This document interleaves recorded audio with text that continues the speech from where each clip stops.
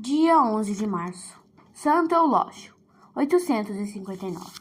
O martirológio romano faz menção de 5 santos de nome Eulógio.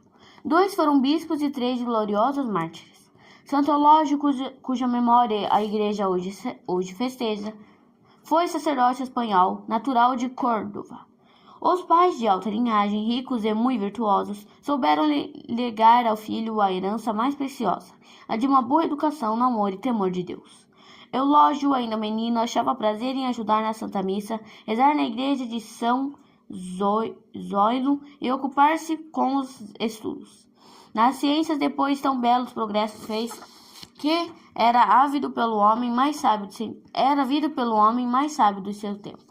Tendo recebido as ordens do sacerdócio, deu a todos tão bom exemplo nas virtudes cristãs, que os próprios muçulmanos e sarracenos, domiciliados em Córdoba, o veneravam. Penitência, oração e caridade eram as virtudes que praticava com todo o empenho. Permitiu Deus que rebentasse uma cruel perseguição religiosa em Córdoba. Eulógio foi, com muitos outros cristãos, encarcerado. O tempo da prisão aproveitou escrevendo um livro intitulado Ensinamentos dos Mártires, em que punha diante dos olhos do leitor o quanto os mártires sofreram pela fé e a coragem com que se entregaram aos mais cruéis tormentos. Animava os cristãos a resistirem nas lutas e guardarem fielmente o tesouro inapreciável da fé, ainda que fosse com o sacrifício da vida. O livro foi de grande utilidade, causou um bem enorme aos cristãos, que de dia para dia se achavam na emergência de serem condenados à morte. Infelizmente, os cristãos viram diante de si o péssimo exemplo do bispo Recafredo, que tinha procedido com muita covardia e dado diversos escândalos. Eulógio tanto se entristeceu com isto, que se absteve por algum tempo da celebração da missa, para não ser obrigado a celebrar os santos mistérios na presença do prelado, e com este ato sancionar o procedimento indigno do mesmo. Recafredo ofendeu-se com o retraimento de Eulógio e ordenou-lhe, sob pena de excomunhão, que o acompanhasse à igreja e celebrasse na sua presença. Eulógio, achando improcedente tão severa ordem, retirou-se para a França. Quando, pouco depois, Recafredo morreu, foi Eulógio eleito seu sucessor. A perseguição, porém, que ainda perdurava, não lhe favoreceu a sagração. Muitos cristãos tinham abandonado a cidade de Córdoba. Outros tinham renunciado à fé por medo dos maus tratos. Ainda outros estavam em dúvida e muitos poucos resolvidos a antes morrer do que negar a fé. Eulógio chegou ainda a tempo e, apesar das ameaças dos mouros, conseguiu a conversão de muitos apóstolos. Tão eficaz foi sua atividade entre os cristãos de Córdoba que nenhum deles vacilou na fé e todos ficaram fiéis ao voto que haviam feito a Jesus Cristo. Houve até infiéis que, vendo o exemplo heróico dos cristãos, pediram o santo batismo. Assim, Leocricia, jovem de alta nobreza, a qual, para poder praticar a nova religião, abandonou a casa paterna e procurou agasalho na comunidade dos cristãos. Quando os pais descobriram o paradeiro da filha, descarregaram o ódio e a vingança sobre Eulógio, o qual, citado perante o tribunal, foi obrigado a fazer declarações sobre o caso de Leocricia.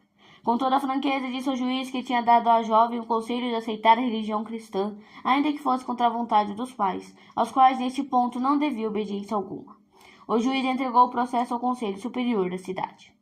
Um dos conselheiros disse a Eulógio: que a ignorância se precipite na morte, não admiro, mas tu, homem preparado e iluminado, não deves imitar os ignorantes. Faz o que a necessidade do momento exige. Depois poderás voltar à tua religião e ninguém mais te incomodará. Eulógio, porém, respondeu: se tivesses uma ideia de recompensa que é prometida aos cristãos que perseveram até o fim, de bom grado renunciarias a todas as vantagens terrenas para obter aquela. Em seguida, procurou mostrar aos maometanos a verdade do cristianismo e o erro do islamismo. O conselho, porém, não lhe deu ouvido e condenou-o à morte pela espada. Chegado ao lugar de execução da sentença, Eulógio, pela última vez, fez a solene profissão de fé, para depois receber o golpe que lhe abriu as portas do céu. A data do seu martírio é 11 de março de 859. Poucos dias depois, o seguiu Leocrícia no caminho do martírio. Reflexões. Primeiro, encarcerado, Santo Eulógio fazia as orações de costume, com toda a regularidade e constância. O mesmo devemos fazer quando nos sobrevier o desânimo e o fastio. É justamente nos dias de aridez da contrariedade que mais precisamos da assistência divina. Minha alma está triste até a morte, disse Nosso Senhor e entrou no horto para rezar. E Deus não o abandonou, vendo-lhe a aflição e agonia. Enviou-lhe um anjo para que o consolasse. Na tristeza, no desânimo, devemos insistir na oração até que Deus de nós se compadeça. 2. Santo Eulógio, a exemplo dos santos, castigava o corpo e sujeitava-o a muitas mortificações. Os filhos do mundo fazem o contrário. O corpo é objeto constante de seus cuidados e dele procuram afastar tudo que lhe possa causar incômodo e mal-estar. O resultado será: os corpos dos santos viverão eternamente em brilho celestial, como o corpo de Cristo depois da ressurreição. Os corpos dos pecadores ressurgirão para padecer eternamente nas trevas exteriores. Uma hora no inferno é pior do que 100 anos aqui na terra, na mais áspera e dura penitência. Castiga teu corpo pela penitência. Tomás de Kempis.